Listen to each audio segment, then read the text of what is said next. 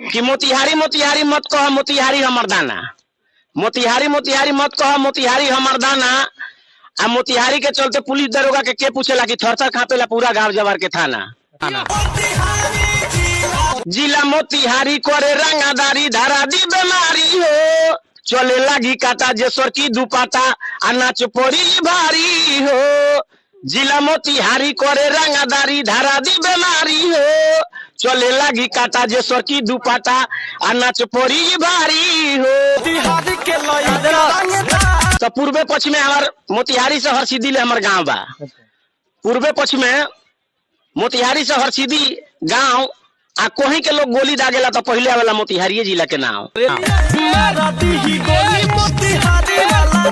तो मोतिहारी मोतिहारी मत कह बबुआ मोतिहारी हम अंग्रेज, केहू के बात बर्दाश्त ना करेला मोतिहारी जिला के लोग। मोतिहारी मोतिहारी मत कह मोतिहारी हम अंग्रेज, आए कान खोल के सुन ले बबुआ मोतिहारी के लोग मारू करे में बड़ा है तेज।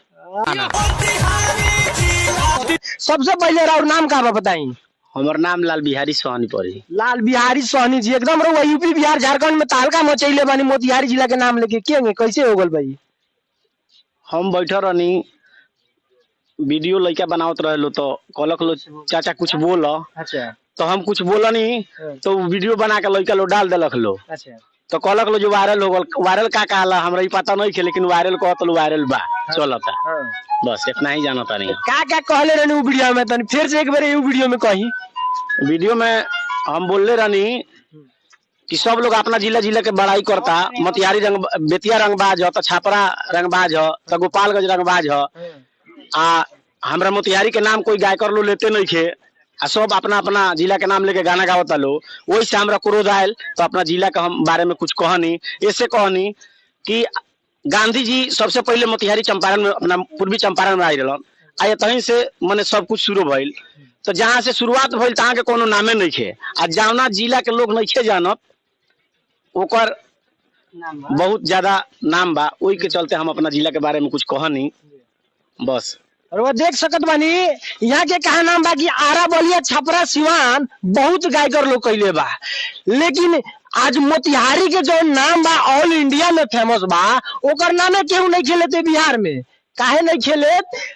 जौन गायकर जौन बा लोग अपने जिला पर खाली गाना गा के छुपा जाता लोग, अपने गाना गा के अपने जिला में वायरल कर लेता लोग। लेकिन यहाँ के जौन बानी एकदम मोतिहारी जिला पर शायरी मरले बानी, उ शायरिया तनी एक बार सुनाई। शायरी मरले बानी कि मोतिहारी मोतिहारी मत कह मोतिहारी हमर दाना, मोतिहारी मोतिहारी मत कह मोतिहारी हमर दाना। आ मोतिहारी के चलते पुलिस दरोगा के पूछेला कि थरथर कांपेला पूरा गांव जवार के थाना। अच्छा। तो पूर्वे पश्चिम में हमार मोतिहारी से हरसिद्धि ले हमार गांव बा। पूर्वे पश्चिम में मोतिहारी से हरसिद्धि गांव आ कोही के लोग गोली दागेला तो पहले वाला मोतिहारी जिला के नाम। अच्छा, क्या बात। तो मोतिहारी मोतिहारी मत कह बबुआ मोतिहारी हम अंग्रेज, केहू के बात बर्दाश्त ना करेला मोतिहारी जिला के लोग। मोतिहारी मोतिहारी मत कह मोतिहारी हम अंग्रेज, आए कान खोल के सुन ले बबुआ मोतिहारी के लोग मारू करे में बड़ा है तेज। क्या बात है। और कौन बा? और बहुत बा। एक पहले को गाना गइले रहनी हम अपना से बना के, माने क्रोध में को गाना गइले रहनी हम, कोनो गायकर ना हो चाहे कोनो राइटर ना हो। अच्छा। गाना गइले रहनी ऐसे जे जिला मोतिहारी करे रंगादारी धारा दी बीमारी हो, चले लगी काटा जेसर की दुपाटा आ नाच पड़ी भारी हो।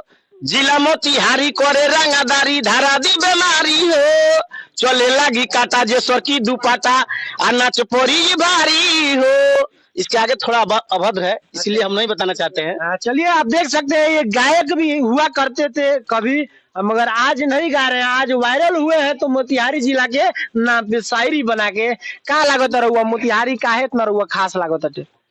मोतिहारी हमार जलम बा, मोतिहारी हमार सब कुछ बा, मोतिहारी गांव जबार सब हमार जिला बा, हमरा अच्छा लगबे करी। आ सबसे बड़का ई बात जे गांधी जी सबसे पहले हमरा चंपारण में आई रहनी।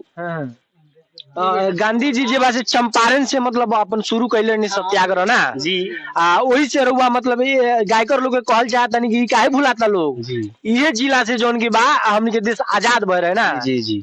हम वीडियो में बोले भी हैं कि सबका बाप मोतिहारी है। तो हकीकत में सबका बाप है, क्योंकि बापू धाम मोतिहारी बोला जाता है। इस कदर हम बोले हैं कि सारे जिला का बाप है मोतिहारी।